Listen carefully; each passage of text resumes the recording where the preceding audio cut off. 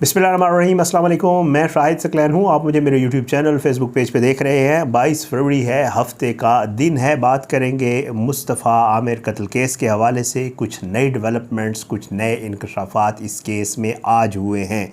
TV channels के ऊपर आप कुछ चीज़ें देख चुके होंगे, लेकिन उनसे रिलेटेड कुछ मज़ीद चीज़ें मैं आपके साथ इस वीडियो में शेयर करूँगा। सबसे पहले तो सबसे अहम डेवलपमेंट जो इस केस में हुई है वो है मुस्तफ़ा आमिर की DNA रिपोर्ट। इनिशियल फाइंडिंग्स आ गई हैं।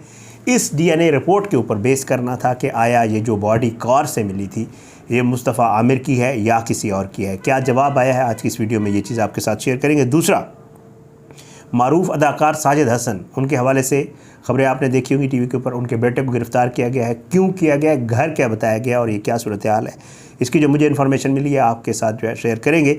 और अब जो है इसमें नई नई चीज़ें खुलती जा रही हैं। इस केस में एक मज़ीद नई लड़की का नाम सामने आया है। वो क्या है, कैसे वो नाम सामने आया है, मज़ीद कुछ चीज़ें खुलकर सामने आई हैं। ये आज की इस वीडियो में आपके साथ शेयर करेंगे। आज दोनों मुल्ज़मान को इंसदाद दहशतगर्दी की अदालत में पेश किया गया था, अरमगान और शिराज। वहाँ पे अदालत में क्या कुछ हुआ, बहुत अहम डेवलपमेंट्स हैं। उसके ऊपर कम रिपोर्ट्स आपने देखी होंगी। वैसे तो मीडिया पे सारा दिन बाकी चीज़ें चलती रही हैं, लेकिन अदालत में भी आज बड़ी अहम चीज़ें हुई हैं।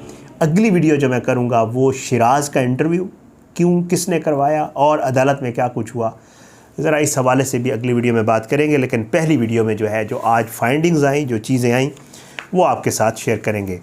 आपको बता दूं कि जी ये जो अरमगान का घर था, इसमें वैसे तो ऊपर कॉल सेंटर बना हुआ था, लेकिन जो इन्फॉर्मेशन आई है वो ये है कि जी ऊपर कॉल सेंटर था, नीचे पार्टीज़ होती थी। वीडियोज़ आपने देखी होंगी, आज सारा दिन मीडिया के ऊपर चलती रही हैं। उसमें बच्चियाँ हैं, लड़कियाँ हैं। वीडियो मैं यहाँ पे नहीं लगाता हूँ।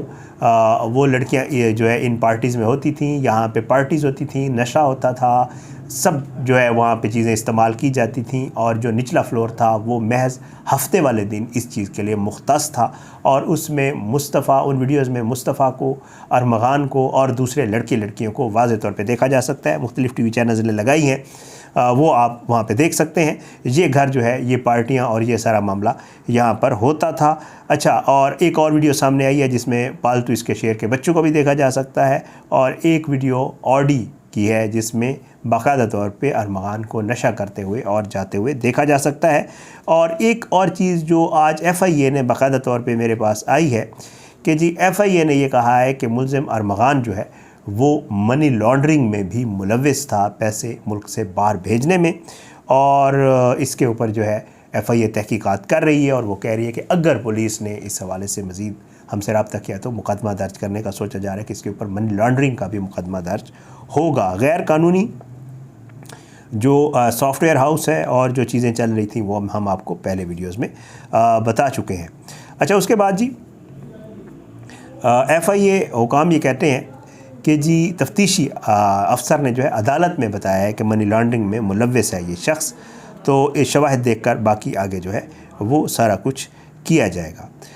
FIA के मुताबिक अरमगान के घर से मिलने वाले लैपटॉप्स को डिकोड करने और दीगर डिजिटल शवाहिद तक पहुँचने में पुलिस को हर मुमकिन मदद फराहम करेंगे। ये तो थी कुछ लेटेस्ट डेवलपमेंट। अब आता हूँ मज़ीद 4 नौजवानों की गिरफ़्तारी के ऊपर।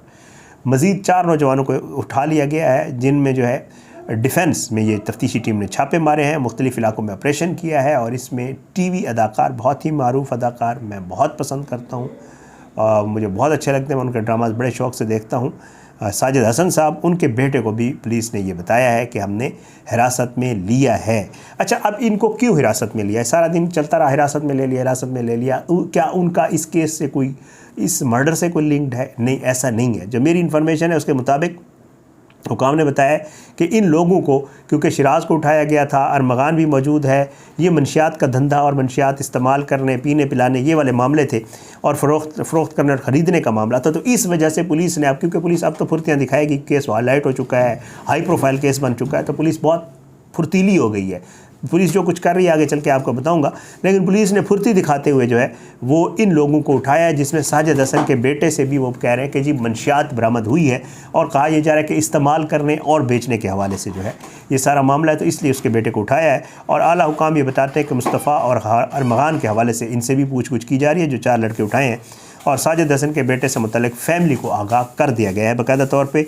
और ऑपरेशन जो है वो मंशियात के ख़िलाफ़ कराची में जारी है। डिफेंस क्लिफ्टन में अल्लाह करे ये मामला जो है अच्छे तरीके से चले और ये जो नई नस्ल को तबाह करने के लिए बहुत बड़े बड़े हाथ इस मामले में इन्वॉल्व हैं वो जो है बेनकाब तो नहीं होंगे, बहुत मुश्किल है क्योंकि इतने बड़े हाथ हैं कि शायद उनको बेनकाब करना इधर इन पुलिस वालों के और इनके बस में नहीं है। लेकिन अल्लाह करे उसमें थोड़ी कमी आ जाए ताकि मज़ीद अरमगान, शिराज, मुस्तफ़ा जैसे बच्चे इस तरह के हाथों में आने से बच जाएँ। अच्छा, आता हूँ जी, ये तो हो गया साजिद हसन के बेटे वाला मामला। अगली खबर DNA रिपोर्ट, ये बहुत अहम इम्पॉर्टेंट डेवलपमेंट थी इस केस में। इसी पे बेस कर रहा था, आपको बताया था कि जो ब्लड मिला था अरमगान के घर से, उसको जब मैच किया गया इसकी मुस्तफ़ा की वालिदा के साथ तो मैच हो गया था, पता चल गया था ब्लड उसका। लेकिन जो बॉडी से सैंपल्स लिए गए थे, 11 सैंपल्स लिए गए थे, मैंने आपको पिछली वीडियो में बताया था। अब जो है उनको भिजवाया गया था कराची की लैब, जामिया कराची की, और मुझे तक ये ख़बर पहुँची है कि ये DNA के जो नमूने हैं वो मुस्तफ़ा की वालिदा के साथ मैच कर गए हैं।